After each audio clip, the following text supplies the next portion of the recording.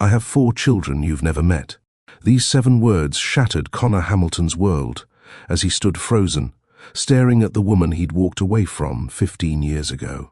The tech CEO who commanded boardrooms with unwavering confidence now trembled before Julia Parker and 4 teenagers with his eyes, his smile, his blood.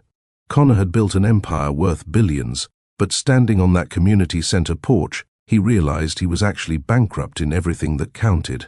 15 years of birthdays, first steps, and bedtime stories gone forever. Could any amount of money buy back the time he'd thrown away? Would these 4 strangers ever call him Dad and mean it? Could Julia forgive the man who abandoned her with 4 heartbeats inside her? Or would Connor's desperate attempt to become the father he should have been end in rejection? Hello, beautiful family. If you are still here for Dr. Phillips, please say a simple "I am here." Thank you so much for your supports. Now let's begin this beautiful story. Despite having everything money could buy, a technology empire valued at billions, an architectural marvel of a penthouse, and global recognition, an emptiness gnawed at him. He sipped his lukewarm coffee, its bitter taste mirroring the regret that occasionally visited him in quiet moments like these. 15 years of relentless work had built his empire, yet something vital was missing. Success felt hollow when there was no one to share it with. Another day, another dollar, he muttered to himself, the old phrase his father used to say, now a cynical reminder of how far he'd come from his humble beginnings. The next morning, Connor descended in his private elevator, perfectly dressed in a custom Italian suit. His driver waited at the curb, door already open. "Good morning, Mr. Hamilton," said Michael, his driver of 8 years. "Morning, Michael. Riverfront offices today. Board meeting at 9. As the luxury sedan glided through morning traffic, Connor scrolled through emails on his tablet. A notification from a local news app caught his attention. Normally he ignored these, but a familiar name jumped out at him. Local hero, single mother, successfully raises quadruplets against the odds. The headline alone made him pause, but the accompanying photo froze the blood in his veins. Julia Parker, his Julia, stood smiling, surrounded by 4 teenagers. His finger trembled as he enlarged the image. 2 boys and 2 girls, all around 15 years old, all with his distinctive green eyes. "Michael," Connor's voice cracked. "Change of plans. Take me to Hope Haven Community Center instead." "Sir, the board meeting. Cancel it." Connor could barely hear his own voice over the thundering of his heart. "Family emergency. Family emergency." The words felt foreign on his tongue. He had no family. Not since. Memories flooded back. Julia's voice on the phone 15 years ago, breaking with emotion. He'd been so wrapped up in securing his first major investment deal that he'd barely listened. She was pregnant. That much he'd understood. But in his fear and ambition, he'd made the worst decision of his life. "I can't do this right now, Julia. The timing is all wrong. Maybe after the company takes off." He'd transferred money to her account, assuming that would solve the problem. Days later, divorce papers arrived. He signed them without contesting, believing he was doing what was best for both of them. Had she said she was carrying multiple babies? Had he been so self-absorbed that he missed this crucial detail? Or had she not known herself at that early stage? The car pulled up to a modest brick building. Hope Haven Community Center read a simple wooden sign. Children's laughter drifted from an open window.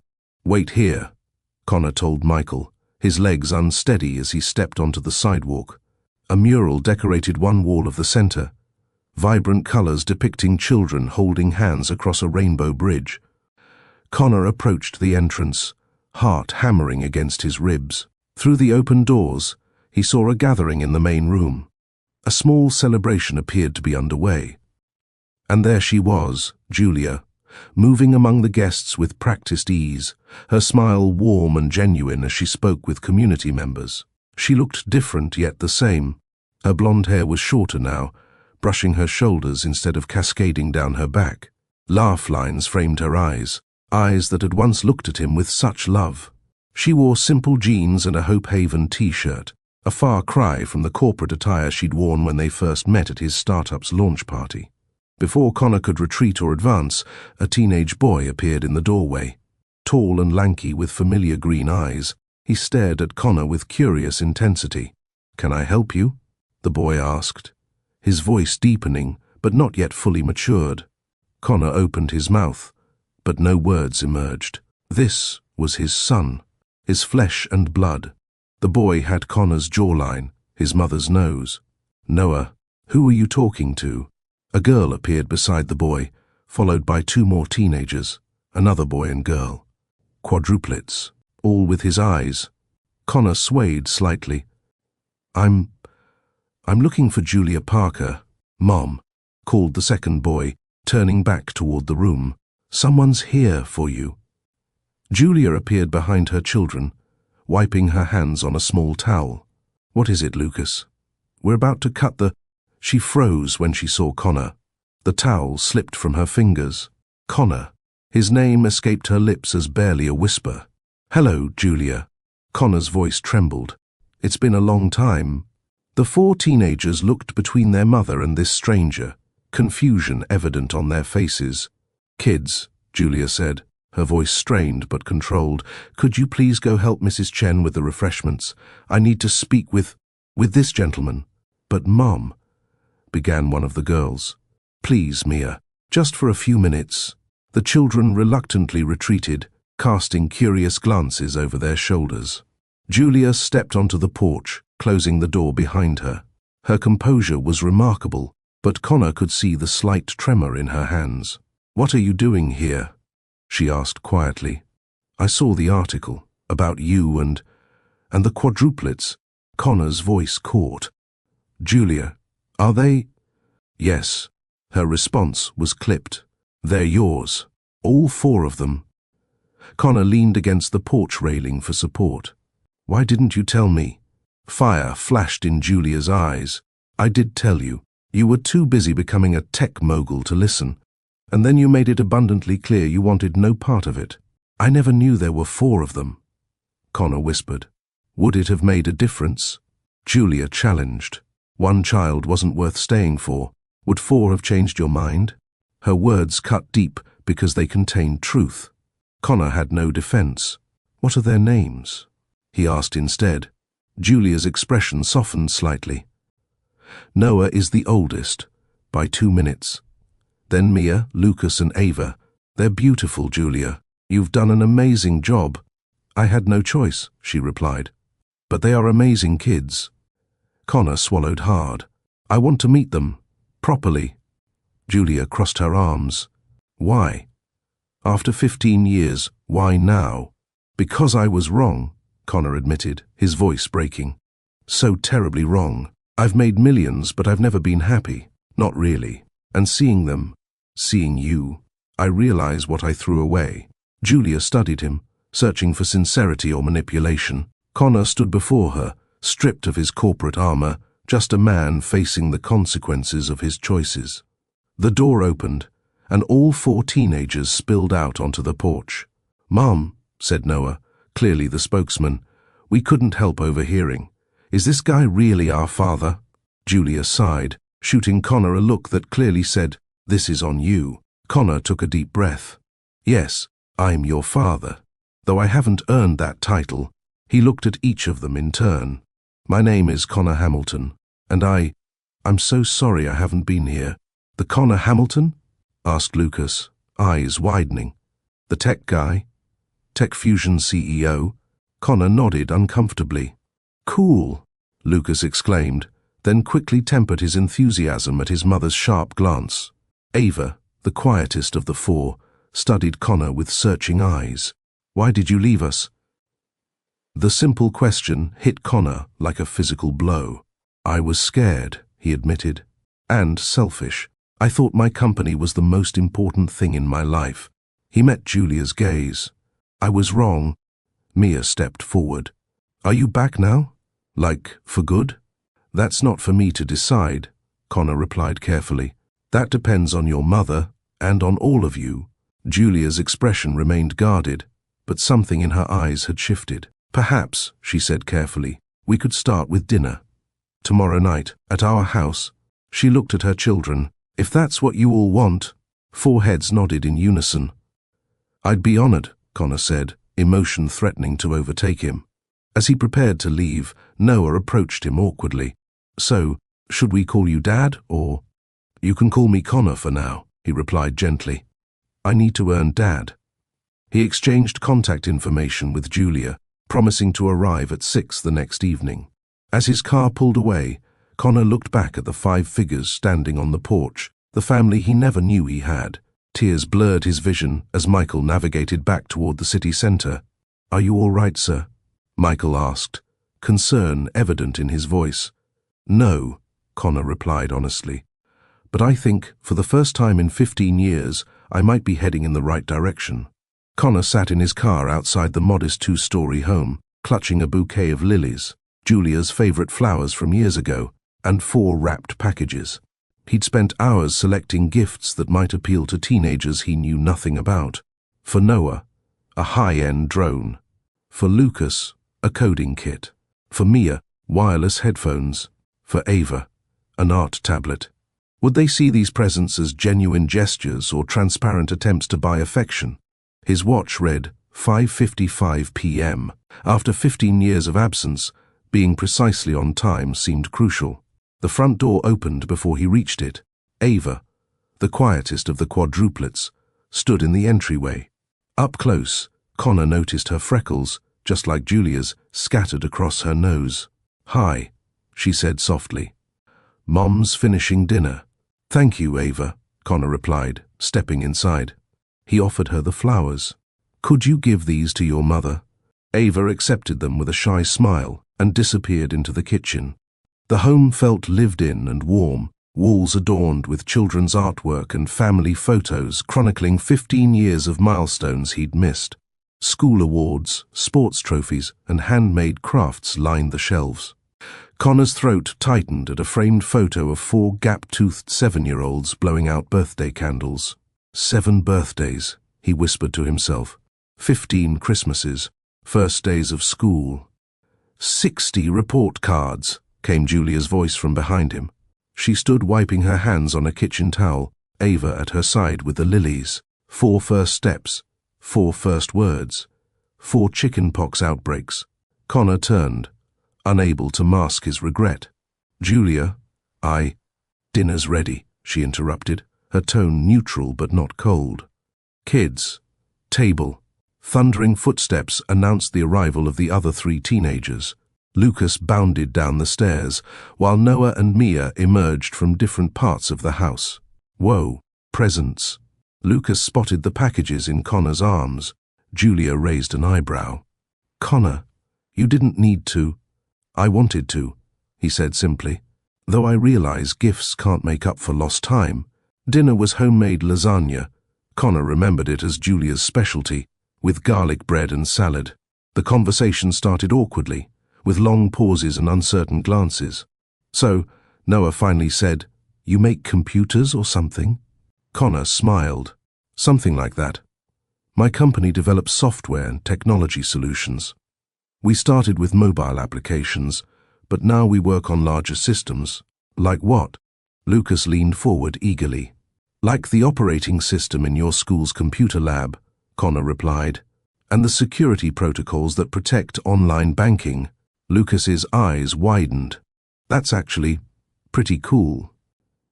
"Is that why you left?" Mia asked bluntly. "Because you were busy making all that stuff?" The table fell silent. Julia looked ready to intervene, but Connor shook his head slightly. "No, Mia," he answered honestly. "I left because I was afraid. I wasn't ready to be a father, and I convinced myself that my work was more important than family." He met Julia's eyes briefly. "It was the biggest mistake of my life." After dinner, the gift opening broke some tension. Noah's drone especially was a hit, and soon all 4 teenagers were in the backyard testing it, their excited voices drifting through open windows. Julia and Connor stood at the sink washing dishes in weighted silence. "They're amazing kids," Connor said finally. "They are," Julia agreed. "Smart, kind, resilient. They get that from you." Julia handed him a plate to dry. "The stubbornness is all you, especially Noah." Connor smiled, then grew serious. "Julia, I know I have no right to ask, but May I be part of their lives, in whatever capacity you're comfortable with." Julia stared out the window at their children. "They deserve to know their father," she said finally. "But Connor, I need to be clear. If you start this, you can't walk away again. They've grown up without you. They've managed. But if you come into their lives now only to disappear when it gets difficult—" "I won't," Connor promised. "I've spent 15 years chasing success. I finally understand what really matters." Julia studied him, weighing his sincerity. "We'll take it slow," she decided. "Weekend visits, maybe a dinner during the week. Let's see how it goes." Connor nodded, grateful for any opportunity. "Thank you." In the following weeks, Connor restructured his entire life around his newfound family. He delegated more responsibilities at work, scheduled board meetings around school events, and declined business trips that would take him away for too long. His executive assistant, Marissa, watched these changes with curiosity. "You're turning down the Seoul conference. That's the biggest tech summit in Asia." "Family commitment," Connor replied simply, placing framed photos of 4 teenagers on his desk. Marissa's eyes widened. "Since when do you have—" "It's a long story," Connor said with a smile. 15 years long, actually. Each of the quadruplets connected with Connor differently. Lucas was easiest. Eager to learn about technology and coding, he bombarded Connor with questions about software development and entrepreneurship. "Could you teach me Python?" he asked one Saturday morning. "I want to build apps like you." Connor spent the weekend creating a makeshift coding lab in Lucas's bedroom, delighted by his son's quick mind and enthusiasm. Noah was more reserved, his trust harder to earn. Connor discovered his passion for soccer and began attending his games, cheering from the sidelines alongside Julia. After a particularly impressive goal, Noah jogged over at halftime. "Did you see that?" "Incredible footwork," Connor replied, beaming with pride. "You completely outmaneuvered that defender." A small smile tugged at Noah's lips, the first genuine one directed at Connor. Mia connected through music. When Connor noticed her worn headphones, he purchased top-quality recording equipment for her bedroom. "This is professional grade," she gasped, examining the microphone. "Musicians use this in actual studios. Your mother mentioned you write songs," Connor explained. "I'd love to hear them sometime, if you're comfortable sharing." Mia's smile was hesitant but warm. "Maybe. When they're ready." Ava remained the most elusive. Quiet and watchful, she observed Connor's interactions with her siblings but maintained a careful distance. Connor noticed her talent for art but struggled to find common ground. One evening, after the others had gone to bed, Connor found Ava sketching in the living room. "May I?" he asked, gesturing to the space beside her on the couch. Ava nodded, continuing her drawing, a detailed portrait of her siblings. "You have remarkable talent," Connor said softly. "Your attention to detail is extraordinary." "Mom says I get that from you," Ava replied, not looking up. "She says you always notice things others miss." Connor felt a surge of emotion at this unexpected connection. "She remembers that about me." Ava finally met his gaze. "She remembers everything about you. She kept all your letters." "Letters?" Connor's brow furrowed. "I never sent any letters." Ava's expression shifted to confusion. "But there's a box in her closet, with your name on it." The conversation nagged at Connor for days. During their next family dinner, while the children were clearing the table, he quietly asked Julia about it. "Ava mentioned letters," he said carefully. "From me, but I never—" "They weren't from you," Julia interrupted, her cheeks flushing. "They were to you. Letters I wrote but never sent, especially during that first year." Connor's heart constricted. Would you let me read them?" Julia hesitated, vulnerability flashing across her face. "They're private, Connor. Raw. I was angry and heartbroken and overwhelmed with 4 newborns. I understand." He nodded, respecting her boundary. "I just thought they might help me understand what you went through." Later that evening, as Connor prepared to leave, Julia handed him a small wooden box. "Just the first few," she said quietly. "The others are too personal." Connor stayed up all night reading Julia's unsent letters, Her beautiful handwriting, once so familiar, now documented the hardest year of her life. Dear Connor, the babies came early. 4 perfect tiny humans who each have your eyes. The doctors say they're healthy despite being premature. I named them Noah, Mia, Lucas, and Ava. I wish you could see them. Connor. Lucas smiled today. A real smile, not just gas. I caught myself reaching for the phone to tell you before remembering you chose not to be part of this. It's 3 a.m. All 4 are crying at once. I haven't slept more than 2 hours straight in weeks. My mother helps when she can, but she's getting older. I'm so tired I can barely see straight. In my darkest moments, I understand why you left. Tears streamed down Connor's face as he read about Julia's struggles, her triumphs, her loneliness. The next morning, he arrived at her house early, eyes red-rimmed from crying and lack of sleep. Julia opened the door in her bathrobe, surprised to see him. Connor, it's 6:30 in the morning. I read them, he said, voice raw with emotion. Julia, I had no idea. What you went through, what I put you through. It was a long time ago, she said softly, but her own eyes glistened. I can never make up for it, Connor continued, but I want to try. Not just with the kids, but with you too. You deserved so much better. Julia's composure wavered. For the first time since his return, she allowed herself to cry in front of him. Connor hesitantly reached out, and when she didn't pull away, he gently wrapped his arms around her. They stood in the doorway, the morning sun washing over them as 15 years of pain began, ever so slightly, to heal. The following weekend, Connor surprised the family with news. I've purchased the vacant building next to Hope Haven, he announced during dinner. 5 pairs of eyes stared at him in confusion. You mentioned the center needed more space for after-school programs, he explained to Julia. The building will be donated in the children's names. A trust will cover renovation costs and ongoing maintenance. That's incredibly generous, Julia replied, clearly stunned. It's not generosity, Connor corrected gently. It's responsibility. I've missed 15 years of child support. This doesn't begin to cover it. We don't need your money, Noah said, a hint of his earlier guardedness returning. I know you don't, Connor acknowledged. Your mother has done an amazing job providing for you. This isn't about money, it's about supporting something that matters to all of you. Later, as they toured the empty building, imagining its potential, Lucas nudged Connor's arm. So, does this mean you're sticking around, like permanently?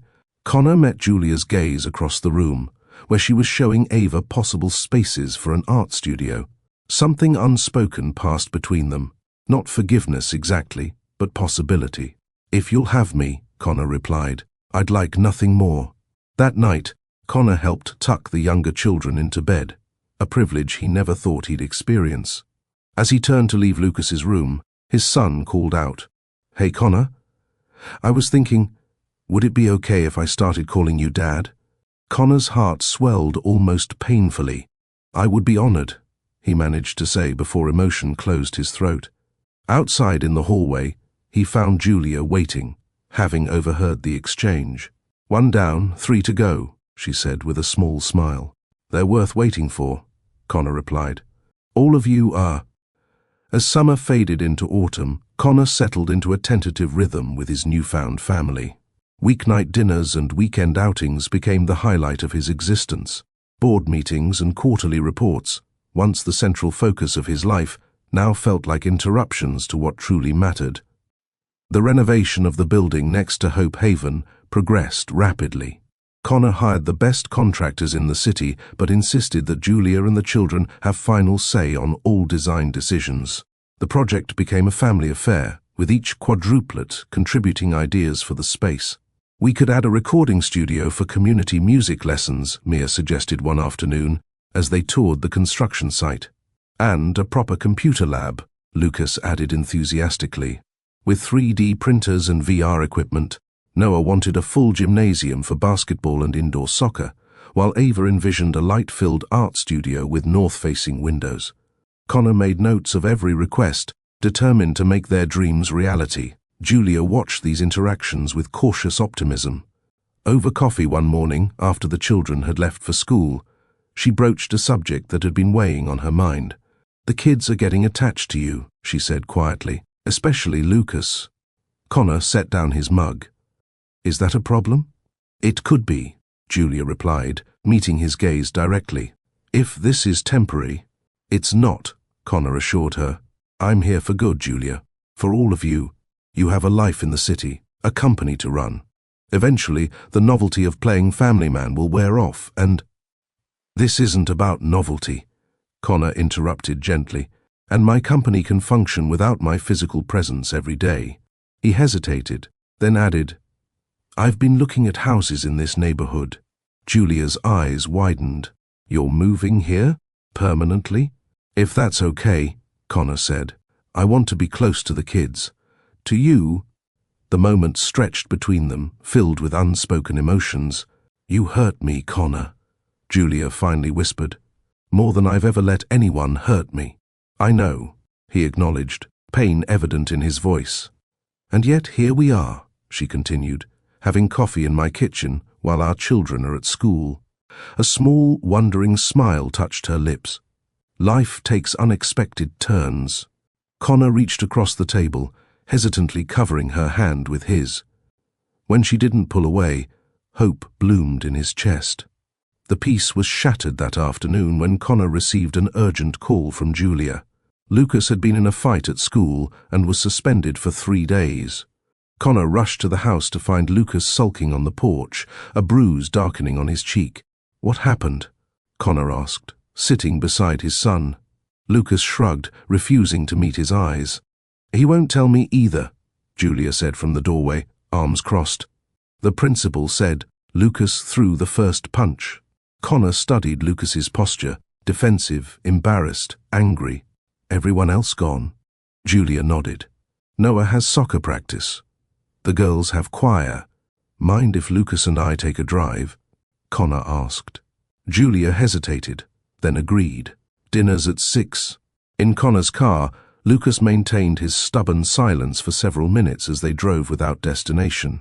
"Fighting isn't like you," Connor observed casually. "Must have been something serious." Lucas stared out the window. "How would you know what's like me? You've been around for what, 2 months?" The accusation stung, but Connor acknowledged its truth. "Fair point. I'm still learning who you are. But your mother says you've never been in trouble at school before." Lucas's jaw worked as he struggled with some internal conflict. Finally, he burst out, "Ryan Hutchins said you only came back because Mom must have blackmailed you. Said you probably weren't even our real dad and Mom was just after your money." Connor pulled the car into an empty parking lot and turned to face his son. "And you hit him for that, wouldn't you?" Lucas challenged, green eyes, so like Connor's own, flashing with indignation. "Probably," Connor admitted, surprising Lucas. But not because it was true, because it was completely false. He turned fully toward Lucas. "No one forced me to come back. The minute I learned about you and your siblings, I knew I had to be part of your lives. That's the truth." "Then why did you leave in the first place?" Lucas demanded. "If we matter so much." The question cut to the heart of everything. Connor took a deep breath. "I was young, scared, and incredibly selfish," he began. "When your mother told me she was pregnant, all I could think about was how it would affect my goals, my company, my future. I convinced myself I was doing what was best for everyone by walking away."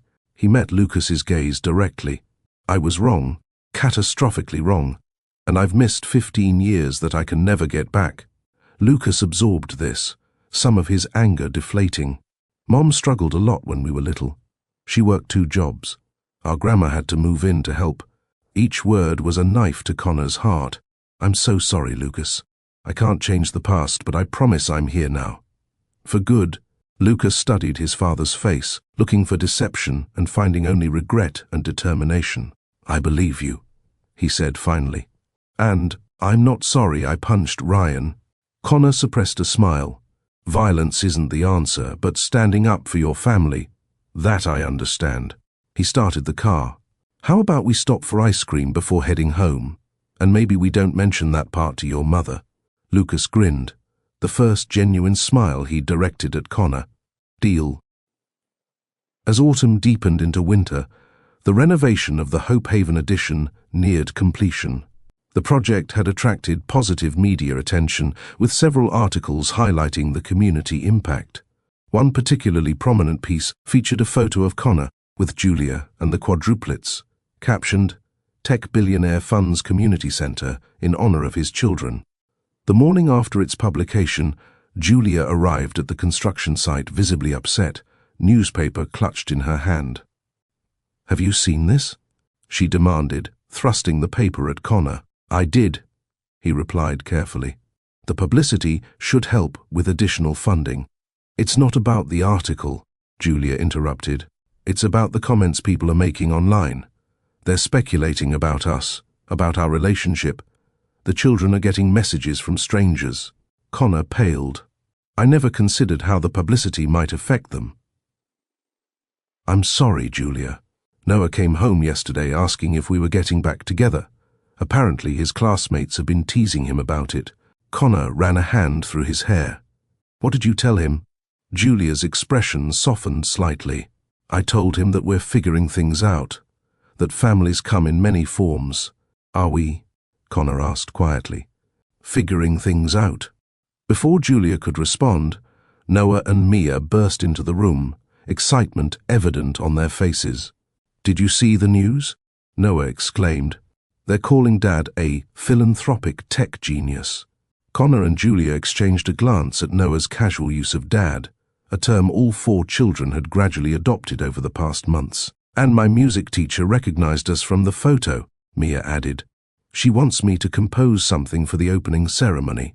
Julia's frustration visibly mellowed in the face of her children's enthusiasm. Later, as they walked through the nearly completed building, she murmured to Connor, "We should be more careful about media exposure. I want to protect their privacy." "Absolutely," Connor agreed. "I'll have my PR team redirect attention to the center itself, not our family situation." Julia gave him a sidelong glance. "Is that what this is? A family situation?" Connor stopped walking. "What would you call it?" "I don't know," Julia admitted. "Sometimes it feels like co-parenting.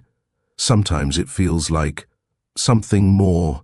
The air between them charged with possibility. But before Connor could respond, Ava called them over to approve the placement of a mural she'd designed.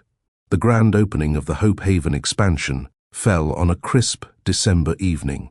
Twinkle lights adorned the entrance, and community members gathered in anticipation. Connor stood to the side, watching Julia direct last-minute preparations with calm efficiency. She caught his eye across the room and smiled, a genuine, warm smile that reached her eyes. Such moments had become more frequent between them, hints of the connection they once shared. The ceremony began with speeches from community leaders and a ribbon cutting by the Quadruplets. Connor intentionally stayed in the background, letting the spotlight shine on Julia and the children. This was their triumph, their community. Mia's original composition, a hopeful melody that seemed to capture the journey of the past months, played as guests toured the facility.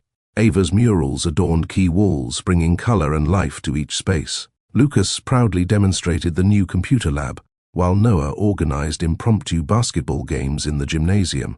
As the evening wound down, Connor found Julia alone in the art studio, admiring Ava's centerpiece mural, a tree with 4 intertwined branches reaching toward the sky.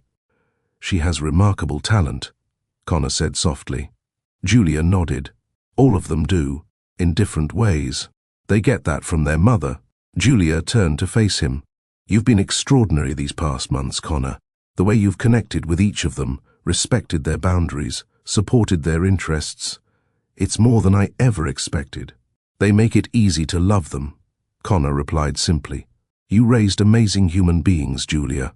She studied him in the soft lighting. "You've changed. Having 4 children and their remarkable mother come into my life tends to have that effect," he said with a gentle smile.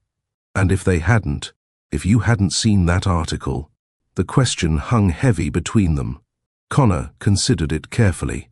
"I'd still be existing rather than living," he finally answered. "Successful but hollow, rich but poor in all the ways that matter." He moved closer to her. "Finding you all was the greatest gift I never deserved." Julia's eyes glistened. We spent 15 Christmases without you. I know, Connor acknowledged, pain evident in his voice. This will be the first one with you, Julia continued. The children have been planning your gift for weeks. Connor felt emotion tighten his throat.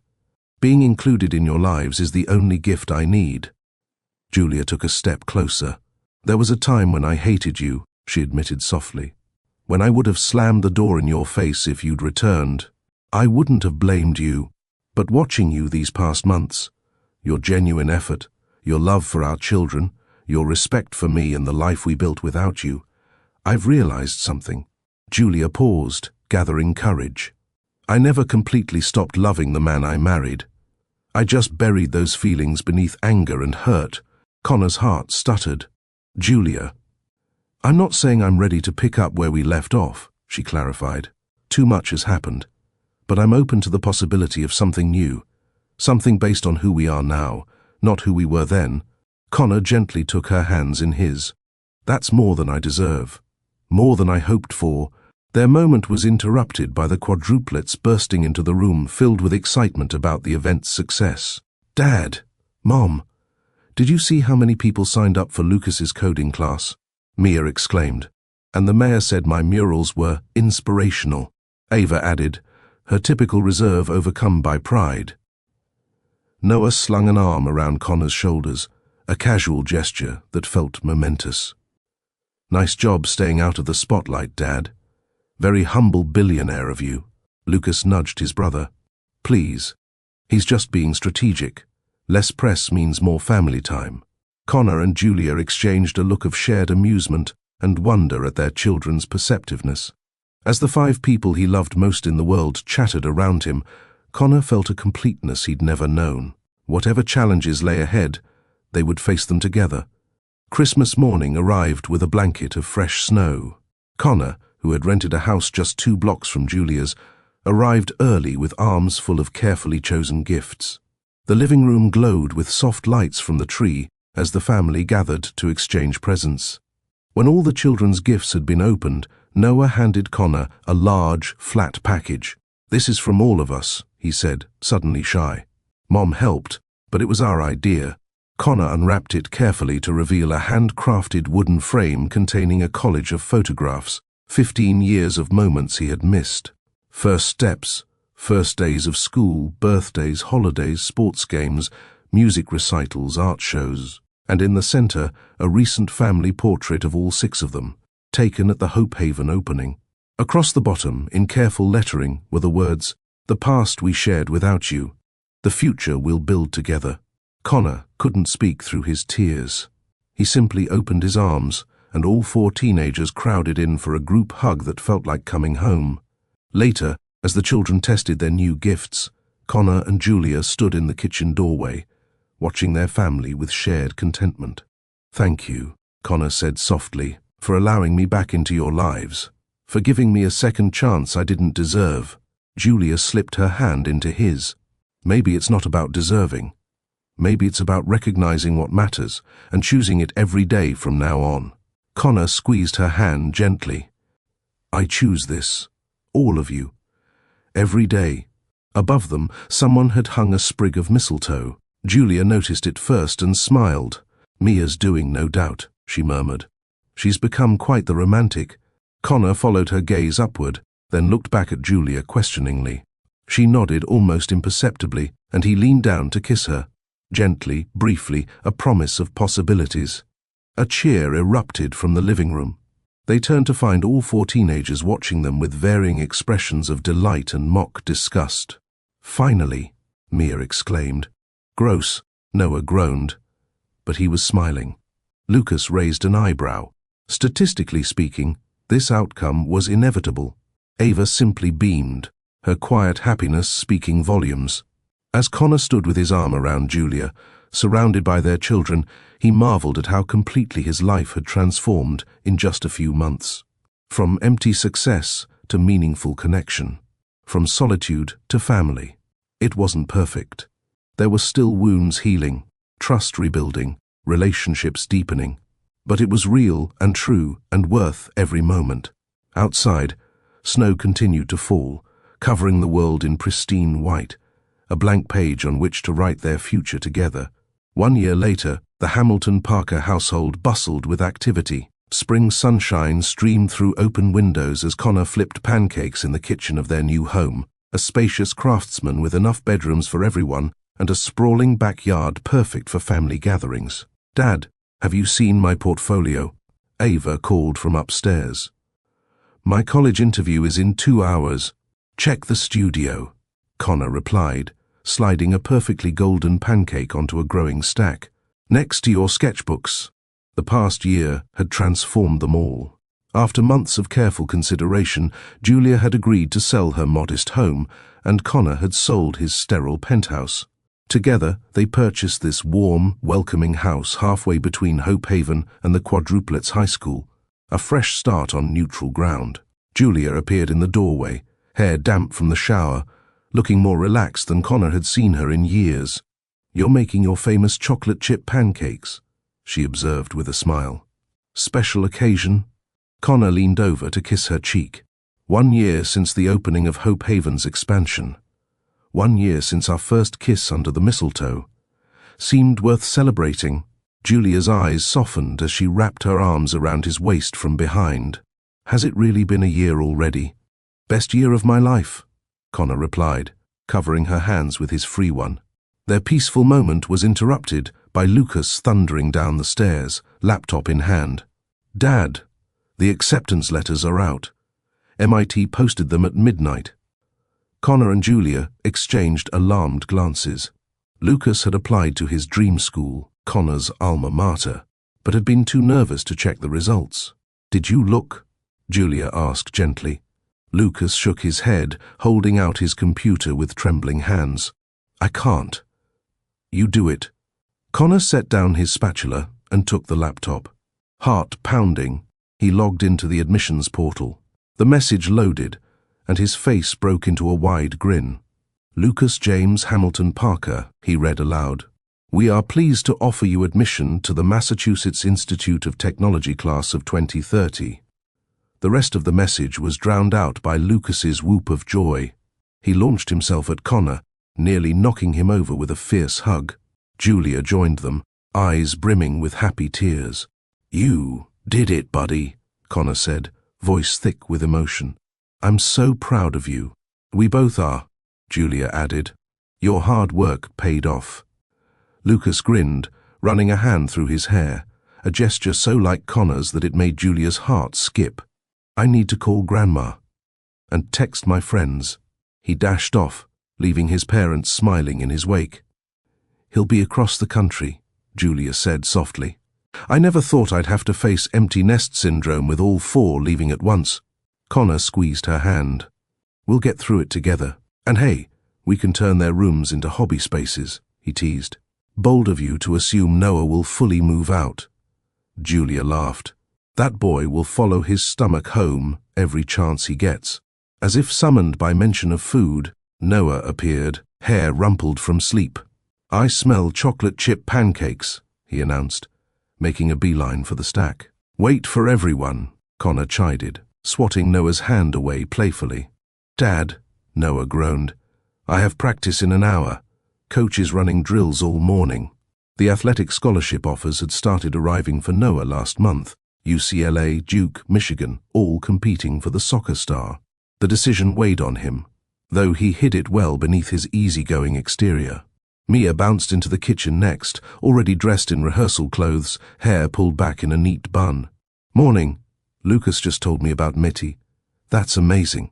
She hugged her brother as he returned to the kitchen, phone in hand after calling their grandmother. Mia's own future was taking shape as well. Juilliard had shown interest after her original composition won a prestigious Young Composer Award. Ava finally joined them, portfolio clutched tightly to her chest. Rhode Island School of Design was interviewing her today, her top choice for pursuing fine arts. Connor looked around the kitchen at his family, all here, all thriving, and felt a swell of gratitude so powerful it nearly overwhelmed him. He caught Julia's eye across the chaos, and she smiled, clearly feeling the same. "Before everyone scatters," Connor announced, raising his coffee mug, "I want to propose a toast. to Lucas and his MIT acceptance, to all of you and your amazing futures, and to your mother, who made everything possible. The quadruplets raised their juice glasses as Julia blushed. To Mom, they chorused. And to Dad, Mia added softly, for finding his way back to us. After breakfast, the house emptied quickly. Noah left for practice, Mia for rehearsal, and Connor drove Ava to her interview. Lucas remained at the kitchen table, texting friends about his acceptance. Julia sat across from him, nursing a second cup of coffee. "You're quiet for someone who just got into his dream school," she observed. Lucas looked up. "I was just thinking about how different everything is now. Last year at this time, we didn't even know Dad. And now I can't imagine life without him," Lucas admitted. "It's weird, isn't it? How someone can become so essential so quickly." Julia nodded thoughtfully. "Love works that way sometimes. Are you glad he came back?" Lucas asked abruptly. "Not just for us, but for you." Julia considered the question seriously. "Yes," she finally said. "It wasn't easy at first. There was a lot of hurt to work through. But your father has proven himself in ways I never expected. He's not the same man who left all those years ago." "You mean he's not a jerk anymore?" Lucas grinned. Julia laughed. "He was never a jerk exactly. Just young and scared and focused on the wrong things." She reached across the table to squeeze Lucas's hand. "But he's found his way. We all have." Later that afternoon, Connor and Julia sat on the back porch swing, watching the quadruplets play an impromptu game of 2-on-2 basketball. Connor's arm rested comfortably around Julia's shoulders, her head leaning against him. "All four of them will be gone next fall," Julia murmured. "Different cities, different schools. They'll come home," Connor assured her. "This is their foundation now." "Our foundation too," Julia replied, tilting her face up to his. "I never thought we'd be here." Connor's eyes crinkled as he smiled. "Married again with 6 months, living together, planning college visits across the country." "Any of it," Julia admitted. "After you left, I locked away any hope of this kind of happiness. I focused entirely on the children." "You were extraordinary," Connor said softly. "You still are." Their conversation paused as shouts erupted from the basketball court. Noah had made a particularly impressive shot, and Mia was accusing him of traveling. "Court violation," she insisted. "You're just mad because I'm winning," Noah retorted. "Actually," Lucas interjected, "according to the official NBA rulebook, nobody cares about the rulebook in a backyard game." Ava laughed, stealing the ball from her distracted brother and making a perfect layup. Connor and Julia exchanged amused glances. "They're going to be okay, aren't they?" Connor asked quietly. "Heading out into the world?" "They will," Julia confirmed. "They're smart, resilient, and kind. They know who they are and where they come from. That's the best foundation we could give them." Connor nodded, watching as the game resumed with renewed enthusiasm. "And us? Will we be okay when they're gone?" Julia turned to face him fully. "I think we've earned our happy ending, don't you? Besides, I have plans for us." "Oh?" Connor raised an eyebrow. "What kind of plans?" "Well, Hope Haven has offered me the director position," Julia revealed. "And I know you've been considering stepping back from day-to-day operations at Tech Fusion." "I have," Connor acknowledged. "The new COO is more than capable of running things. I could focus on strategy and innovation, work remotely most of the time. And maybe," Julia suggested, eyes twinkling, "we could use some of those empty bedrooms for more than just hobby spaces eventually." Connor's brow furrowed in confusion, then cleared as understanding dawned. "Julia Parker Hamilton, are you suggesting what I think you're suggesting? The foster care system always needs good homes," Julia said softly. "We have love to give, experience raising children, and resources to provide opportunities. Just something to consider." Connor felt his heart expand with love for this remarkable woman. "I think that sounds perfect," he whispered, pulling her close. "Absolutely perfect." The basketball game ended with declarations of victory from both teams and good-natured arguments about the final score. The 4 teenagers collapsed on the lawn, laughing and breathless. "Dad, Mom, We need objective referees. Lucas called. Noah's cheating. Am not. Noah protested. Just because you can't guard me. Children, Julia called back with fond exasperation, save your energy. We're grilling tonight, and Connor's parents will be here in an hour. This announcement prompted a mass exodus, as all 4 teens rushed inside to shower and change. Connor's parents had become beloved grandparents over the past year, making up for lost time with enthusiastic dedication. In the sudden quiet, Connor turned to Julia. Have I told you today how much I love you? Only twice, she replied with a smile. You're falling behind schedule. Connor laughed, pulling her to her feet and into his arms. Julia Parker Hamilton, love of my life, mother of our incredible children, my partner and my heart. I love you more than words can express. Better, she murmured against his lips. Much better. As they walked hand in hand toward the house, Connor reflected on the journey that had brought them here. From the frightened young man who had walked away 15 years ago to the husband and father he was today, the transformation still amazed him. He had nearly missed this, all of it. The everyday joys of family life, the chaotic breakfast tables, the basketball games in the backyard, the college acceptance celebrations. If not for that chance article, that fateful day when he saw Julia's face again, he might never have known what he was missing. But fate had given him a second chance, and he had seized it with both hands. Now, watching Julia laugh as she climbed the porch steps, hearing the quadruplets' voices echo through the open windows, Connor knew with absolute certainty this was always where he was meant to be. Home, at last. If this story touched your heart, please hit that like button and subscribe to Love and Twilights with Dr. Phillips for more powerful stories about love, forgiveness, and finding your way home. Share in the comments if you believe in second chances, and remember, it's never too late to create the life and family you were meant to have.